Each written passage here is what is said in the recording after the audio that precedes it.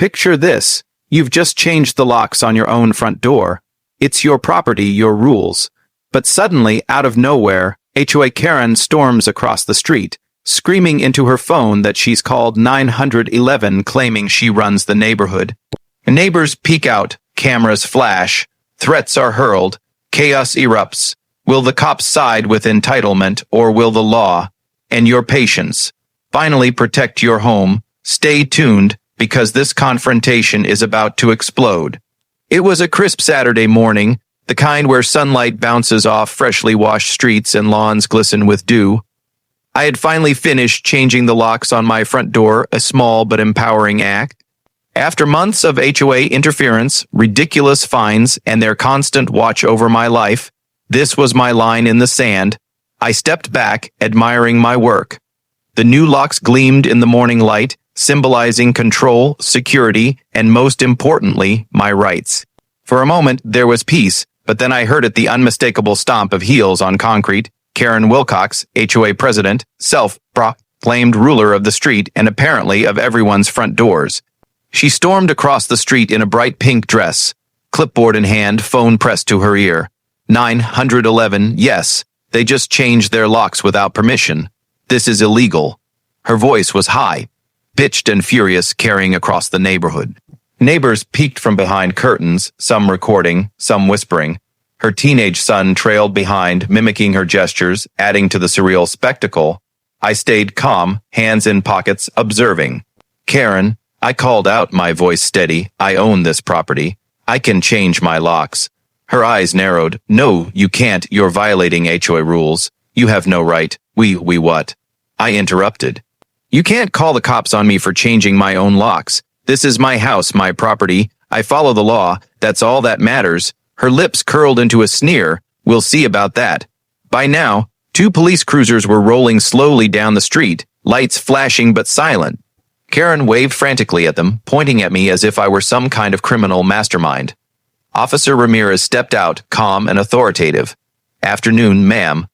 We received a 911 call about a possible dispute over property access. Karen spun around, flustered.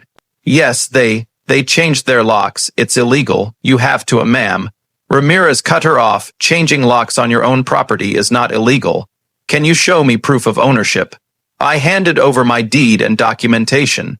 Ramirez glanced over it, then back at Karen. Her face went pale. Wait. This can't be right. I smiled faintly. It's right. This is my house, my property. I'm following the law, Karen.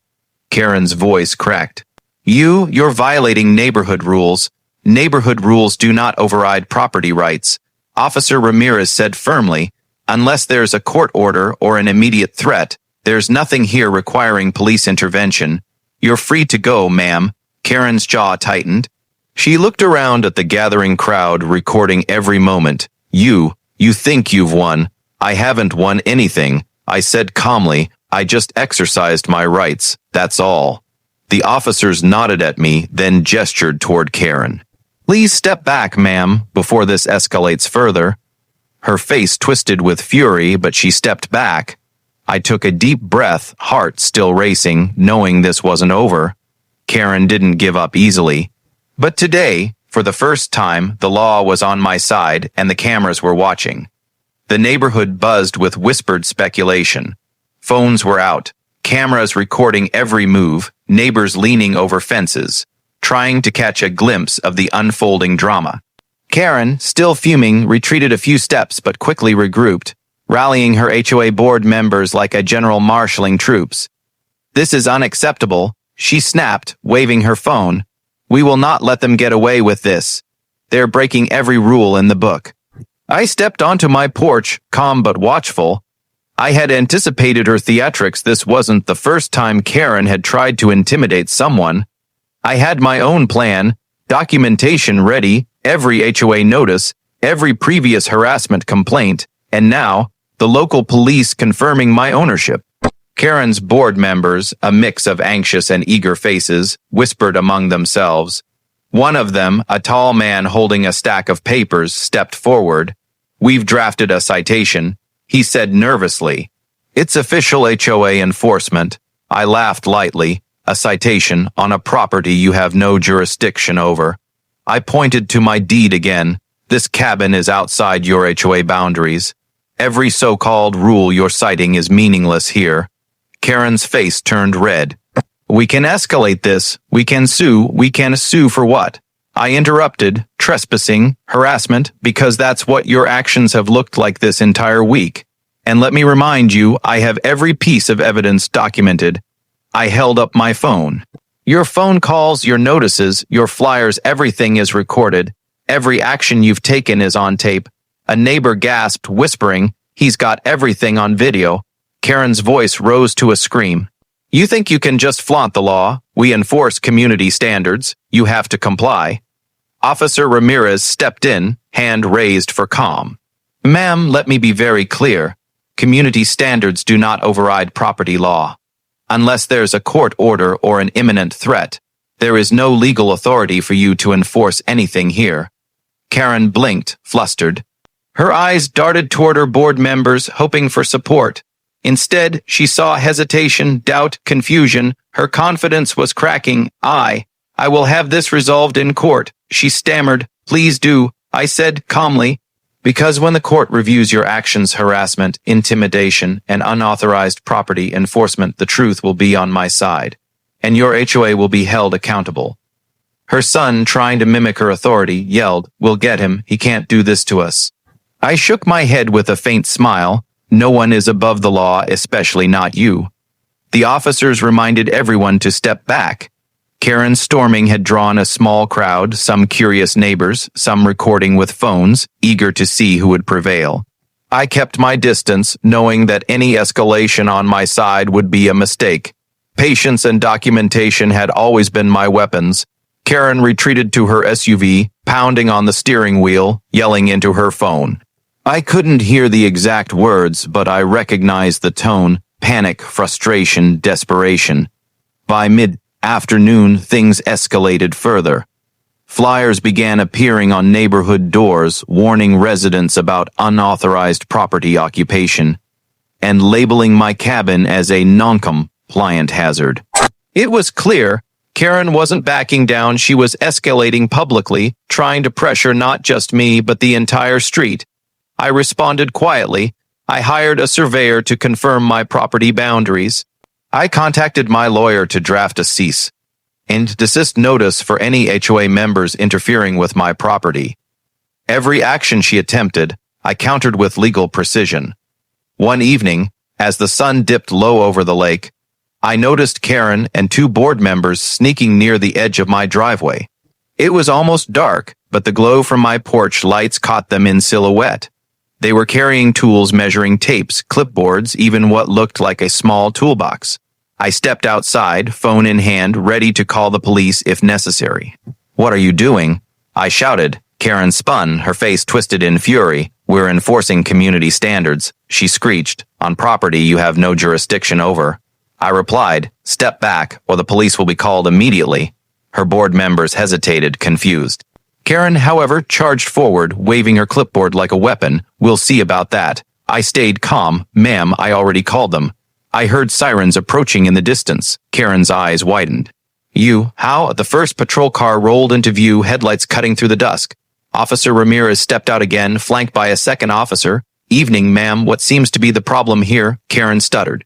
This is illegal. They changed locks. They're trespassing. Ramirez gave her a look of disbelief. Changing locks on your own property is not trespassing. Please step back. If you continue to interfere, you'll be cited for harassment and trespassing yourself. Her mouth dropped open. You can't. The officers motioned to her crew and her board members. One by one, they stepped away, muttering under their breath. Karen stood frozen, realization dawning that she had overplayed her hand. I exhaled slowly. The situation was under control for now. Karen's threats, her public antics, and her harassment had all been countered with documentation, law, and calm authority. The courthouse buzzed with quiet tension.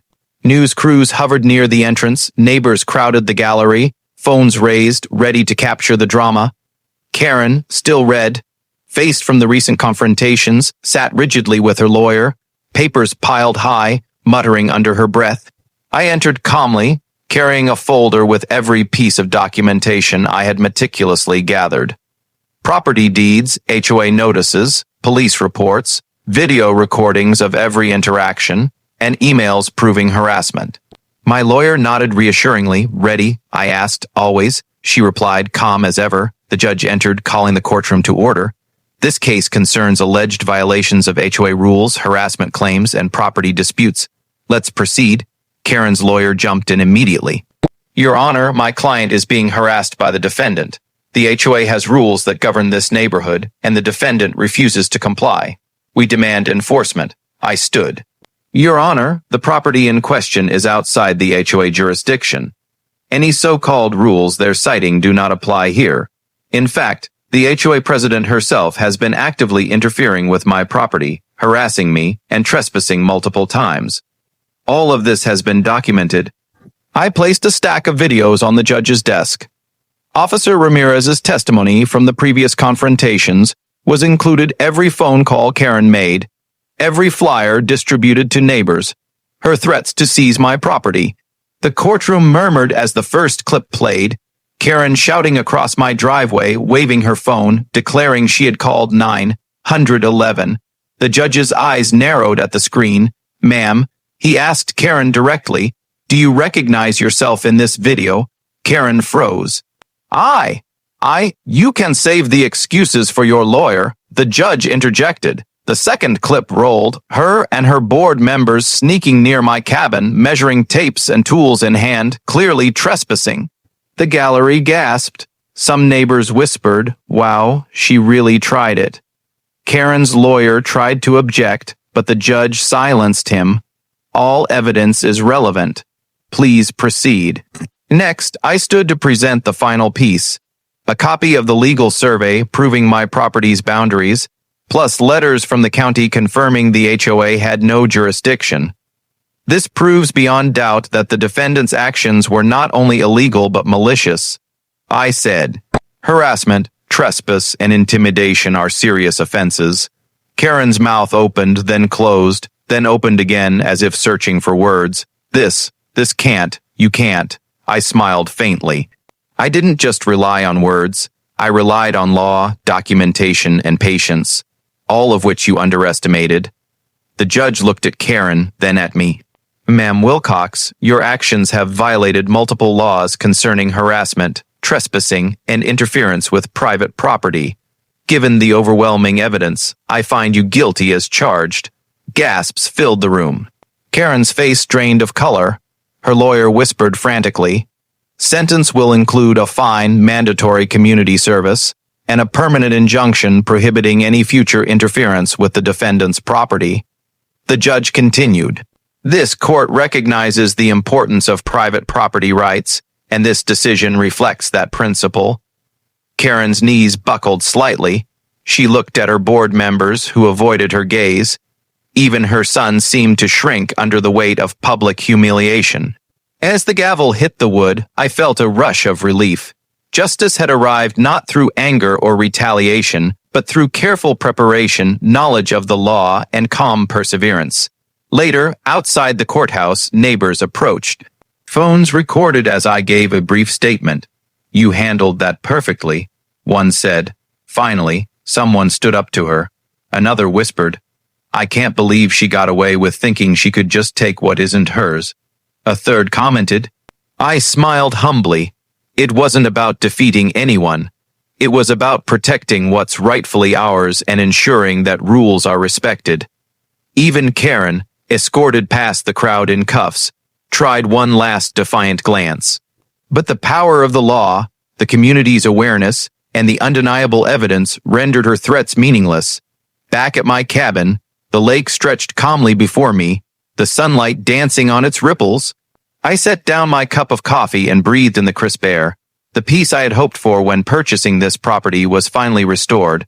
My wife stepped onto the porch smiling. You handled everything beautifully, she said.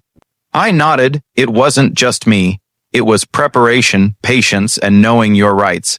She thought she could call the shots, intimidate the neighbors, and enforce rules that didn't exist. But justice doesn't negotiate. It waits, And when it arrives, it speaks louder than any scream, louder than any clipboard ever could.